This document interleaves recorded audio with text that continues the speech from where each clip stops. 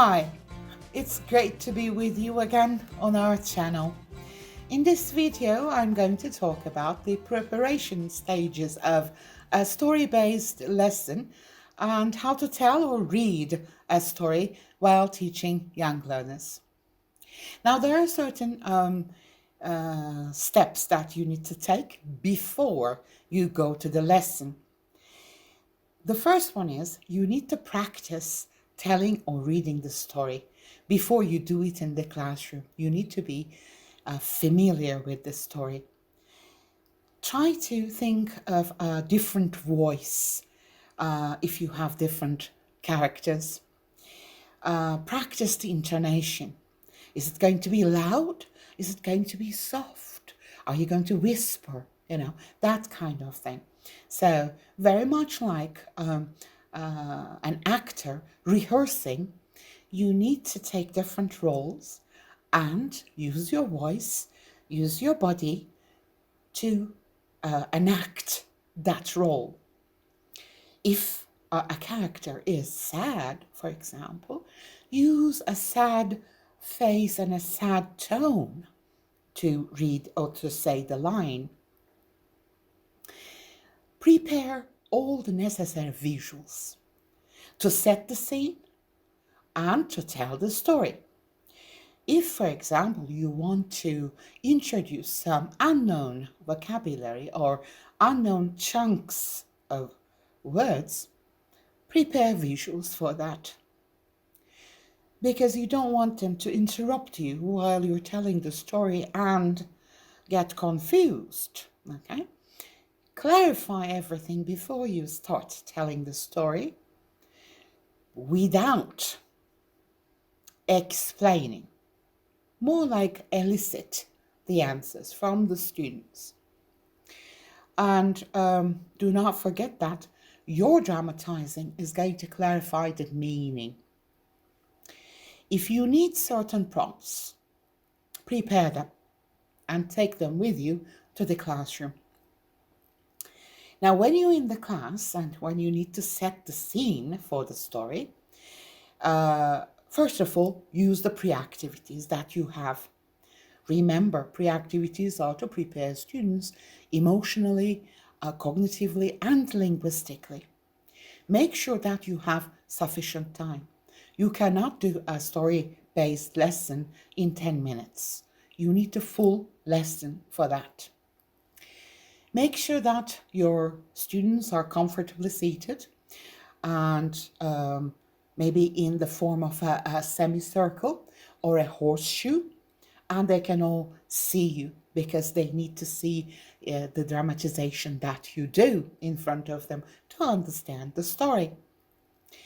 Physically signal that it's story time and stick to this signal. Each and every time that you want to tell a story, use the same signal. As a signal, you can have a bell, story time, or you can have a toy, like this one, story time.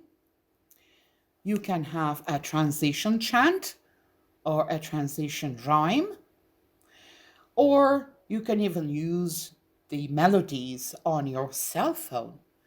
Remember, it has to be the same signal every time you want to tell or read a story. Don't begin until every child, every student is paying attention and feeling comfortable. Use the cover of the storybook or a visual to help students predict the story, the title of the story, the events in the story. They don't need to make very complex sentences. There can be simple words thrown at you. What do you think the story is about? About a monkey. That's enough, okay? Don't expect too much. It's just to kind of a warm-up activity for children. Now, when you're ready to start reading or telling the story, make sure that your voice is audible and clear. If you're reading, hold the book up so that everyone can see, okay? Especially the visuals, they are important to clarify the meaning, remember? Read with expression. If you're telling the story, tell with expression. Create the atmosphere using the tension of your voice as the story progresses, okay? Alter pace, don't go too fast. Whenever necessary, go fast. Whenever necessary, slow down, okay? Attract their attention. Remember, monotonous tone and way of telling a story causes boredom. Read or tell the story with enthusiasm, sincerity, wholeheartedness. Show that you're enjoying the story. It's catchy, you know. If you're enthusiastic about it, then students will also get enthusiastic about the story.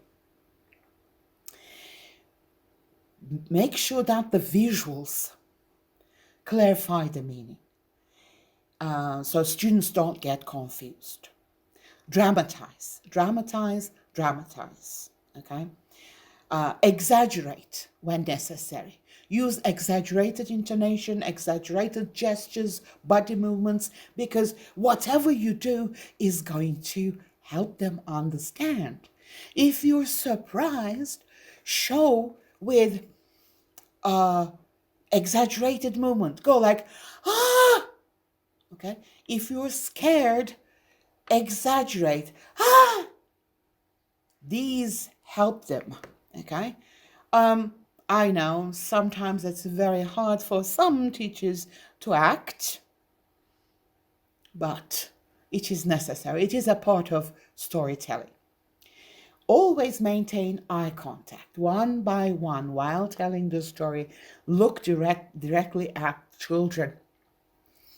If there is a problem, if someone is causing a problem in the group, use body language. For example, to control that behavior. For example, walk toward that student who's causing the problem. Maybe stand there for a while. Maybe put your hand very softly on the shoulder of the student, okay, to keep the control, you know. Indirectly saying that I'm here and I'm not happy with your behavior, you know, that kind of message that you're trying to send.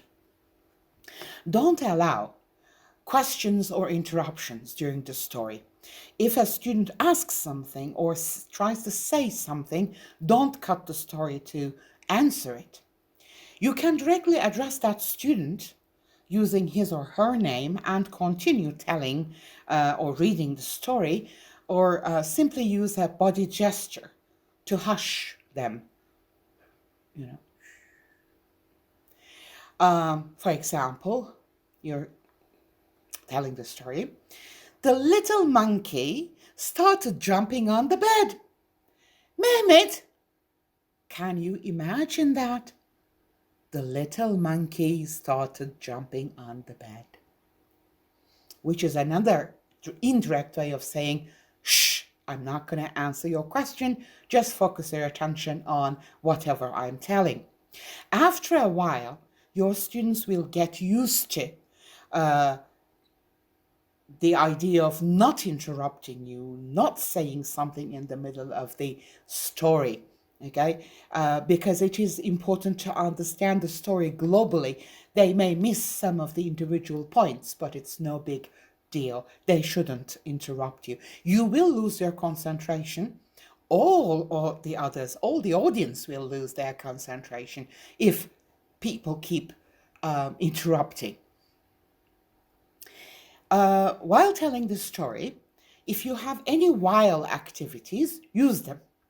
I suggest you have one or two short activities. Do not have very detailed activities for while activities, because you want them to focus their attention on the story, not the activity.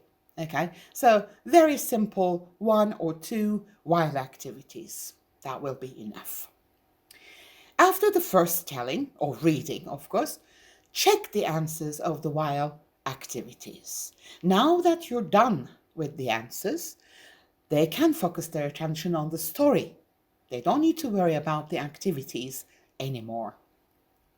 Retell or reread the story and expect them to accompany you to a limited extent. Use your body language. You may go like, and the little monkey started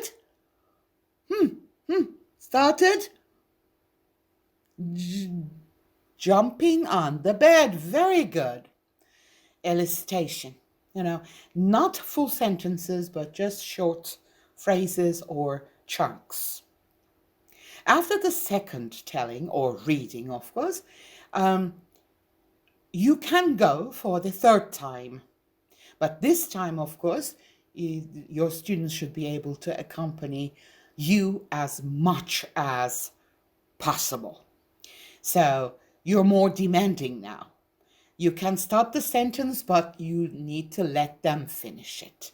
Okay, so you are asking for longer phrases or longer forms of language. Then you can start dramatizing. You can always act as a prompter. You're there to help them. So don't worry. If they need your help, you're there. You can just whisper. You can shout. It doesn't matter. If they feel safe and comfortable in that environment, they will have no hesitation to repeat whatever you say. One quick warning about dramatization. Teachers have a tendency of imposing their values upon children. Please don't. Well, of course, they are going to learn the social norms, social values, culture of this society. However, as a teacher, you should not present it as the only option they have. They are too young for that. Let them develop their own values. If, for example, you need to assign the role of a mother, please avoid stereotypical or sexist attitudes. For example, do not assign an apron, which definitely says that mothers are housewives. They don't have any other role, which is not correct, definitely. So, if you need to assign a role of a mother, maybe you can use a scarf. Put the scarf around the neck of the child as an accessory, because only adult women use scarves as an accessory like this. They will immediately understand what you're referring to. You may feel that using a lipstick can be a good idea. It is not. Again, it is stereotypical. Well, what is not stereotypical, you may say? I know, but we are trying to be as neutral as possible. So in this case, this is the least stereotypical form of a mother. Well, that's all for this video. Thank you for watching. Please don't forget to like this video and subscribe to our channel for more videos. Stay safe, take good care of yourselves. Bye.